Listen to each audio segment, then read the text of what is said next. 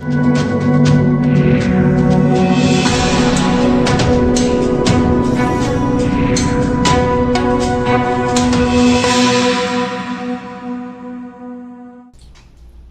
साथियों, असल न्यूज में मैं तनु आप सभी का स्वागत करती हूँ।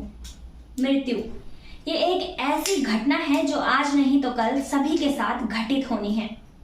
लेकिन आपने कभी ये सोचा है कि सनातन धर्म में जो लोगों की मृत्यु होती है और उनकी मृत्यु के बाद जिन अस्थियों को गंगा जल में यानी गंगा नदी में प्रवाहित कर दिया जाता है, तो आखिर इन अस्थियों का होता क्या है?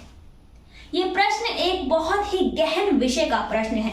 दरअसल यहाँ पर प्रश्न ये बनता है, आखिर सदियों से गंगा नदी के पानी को एक शुद्ध जल के रूप में माना जाता है।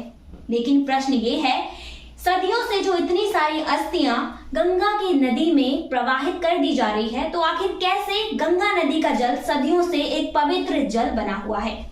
और आखिर जिन अस्थियों को गंगा नदी के जल में प्रवाहित कर दिया जाता है, उन अस्थियों का आखिर होता क्या है?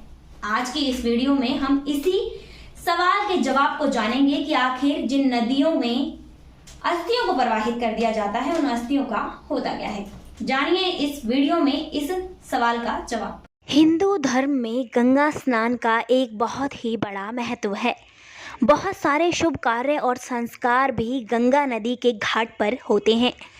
मुंडन संस्कार से लेकर दाह संस्कार तक गंगा नदी के तट पर करने की एक अलग ही परंपरा है। दाह संस्कार के बाद अस्थियों को गंगा में विसर्जित करने की भी परंपरा है। जहां पास में गंगा नदी ना हो, वहां भी परिजनों के दाह संस्कार के बाद अस्थि को कलश में सुरक्षित कर फिर उसे ले जाकर गंगा में प्रवाहित किया जाता है। लेकिन आपने सोचा है कभी कि गंगा में विसर्जित की जाने वाली अस्थियां आखिर जाती कहाँ हैं? सनातन परंपरा में सदियों से लोग अपने परिजनों के अंतिम संस्कार के बाद अस्थियों को गंगा में प्रवाहित करते आ रहे हैं। लेकिन ये अस्थियां आखिर जाती कहाँ हैं?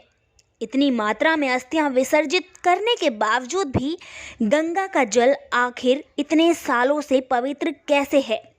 इस सवाल का जवाब क्या है, जानते हैं आगे। दरअसल काशी के विद्वान पंडित दयानंद पांडे ने बताया कि सनातन धर्म की मान्यता के अनुसार परिजनों की मृत्यु के बाद उनकी आत्मा की शांति के लिए अस्थियों को गंगा में विसर्जित किया जाता है। इसे उत्तम माना गया है। मान्यता ये है कि अस्थियां गंगा में प्रवाहित करने से सीधे श्री हरि के चरणों में बैकुंठ धाम जाती है। मान्यता ये भी है कि जिस व्यक्ति की मृत्यु गंगा के पास होती है, उसे मुक्ति मिल जाती है। धर्म और आस्था की बात तो हो गई, अब बात करते हैं विज्ञान की। दरअसल गंगा में इन अस्थियों का होता क्या है, ये प्रश्न अब भी आपके जहन में घूम रहा है। दरअसल विज्ञान के शिक्षक प्रो सरयुग प्रसाद गुप्ता ने बताया कि गंगा के जल में पारा यानी मरकरी खुला होता है। इस वजह से हड्डियों में शामिल कैल्शियम और फास्फोरस पानी में खुल जाता है, जो जलीय जीवों के लिए एक पौष्टिक आहार के रूप में काम करता है। प्रो गुप्ता आगे बताते हैं कि हड्डियों में विद्यमान गंधक यानी सल्फर गंगा के पानी में मौजूद पारे के साथ मिलकर पारद का निर्माण करता है। इसके साथ ही ये दोनों मिलकर मरकरी सल्फाइड सॉल्ट का निर्माण करते हैं। हड्डियों में बचा शेष कैल्शियम पानी को स्वच्छ रखने का काम करता है।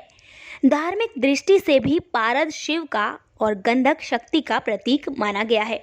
ऐसे में ये सभी अनंत में मिलकर शिव शक्ति में विलीन हो जाते हैं।